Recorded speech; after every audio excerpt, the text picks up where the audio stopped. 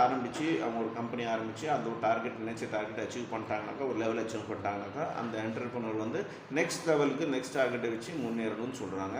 ஏன்னா ஒரு என்டர்பிரனர் பார்த்திங்கனாக்கா ஒரு லெவலில் மட்டும் இருக்கிற ஆளுங்க இருக்க மாட்டாங்க. அவங்க நெக்ஸ்ட் லெவலில் டெவலப் ஆகிட்டே போகிறதுக்காக தான், க்ரோத் ஆகிட்டு போகிறதுக்காக தான் நினைப்பாங்க அப்படின்னு சொல்கிறாங்க. Next 20.5 setting up small business enterprises. சரி, இப்போ ஒரு சின்ன பிஸ்னஸ் என்டர்பிரைஸ் ஆரம்பிக்கிறது பற்றி பார்க்குறாங்க. Who can start a small business? யார் வந்து ஸ்மால் பிஸ்னஸ் ஆரம்பிக்கலாம் அப்படின்னா, anyone can start a small business unit. He may be an exciting entrepreneur or a new one, having a business background or not, educated or uneducated, from a rural or urban. So யார் வேணாலும் நம்ம சின்ன business ஆரம்பிக்கலாம். அது வந்து புதுசாக என்டர்பிரனராக இருந்தாலும் சரி, இல்லை எக்ஸ்பீரியன்ஸாக இருந்தாலும் சரி, இல்லை பிஸ்னஸ் பேக்ரவுண்ட் வந்து வந்தாலும் சரி, இல்லை அந்த பேக்ரவுண்ட் இல்லைனாலும் சரி, இல்லை படித்தவங்க இருந்தாலும் சரி, படிக்காதவங்களும் சரி, இல்லை கிராமத்தில் இருந்தாலும் சரி, சிட்டியில் இருந்தாலும் சரி, இந்த கணக்கெல்லாம் கிடையாது. யார் வேணாலும் பிஸ்னஸ் ஆரம்பிக்கலாம்.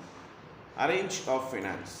The entrepreneurs has to analyze and find out the amount of the duration of the finance required as well as the duration of the finances needed in the business.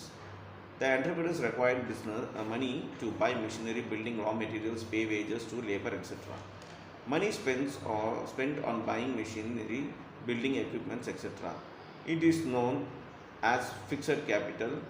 Or on the other hand, money spent on buying raw materials and paying wages and salaries, rent, telephones and electricity bill, etc.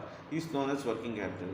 The entrepreneurs has to arrange for both fixed and as well as working capital for his business.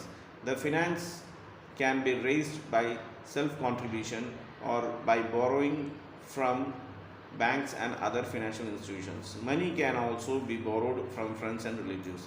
சரி, அடுத்தது ஒரு business ஆரம்பிக்கணும்னாக்கா ஒரு business மேனுக்கு என்ன தேவைன்னாக்கா பணம் தேவைப்படுது. அந்த பணம் எதுக்கு தேவைப்படுனாக்கா, அவங்க ஒரு பிஸ்னஸை இன்வெஸ்ட் பண்ணுறதுக்கு, ரா மெட்டீரியல்ஸ் வாங்குறதுக்கு, மிஷினரிஸ் வாங்குறதுக்கு, அவங்களோட ஆஃபீஸு உருவாக்குறதுக்கு, அப்புறம் வேலைங்க சம்பளத்துக்கு சேர்த்துற வேலையை ஸ்டாஃப்ஸுங்களுக்குலாம் சம்பளம் கொடுக்கறதுக்கு, ஆஃபீஸ் எக்ஸ்பென்சஸ்க்கு, இந்த மாதிரி நிறைய விஷயத்துக்கு பணம் தேவைப்படுது. இந்த பணத்தை வந்து அவங்க எங்கேருந்து அரேஞ்ச் பண்ணலாம்னாக்கா, அவங்க பேங்க் மூலமாக அரேஞ்ச் பண்ணலாம். அவங்க வந்து பார்த்திங்கனாக்கா அவங்க ஃப்ரெண்ட்ஸு, ரிலேட்டிவ்ஸ் இவங்ககிட்ட கேட்டு அரேஞ்ச் பண்ணலாம். இந்த மாதிரி இல்லை செல்ஃபாக கையில் வச்சுருக்காங்க, செல்ஃப் கான்ட்ரிபியூஷன் பண்ணி அவங்க பிஸ்னஸை ஆரம்பிக்கலாம் அப்படின்னு சொல்லுவாங்க. Selection of line of business. The process of launching a business begins when the entrepreneur starts thinking about a line of business which can be undertaken by him. He may consider business opportunity as per the market demand. He may go for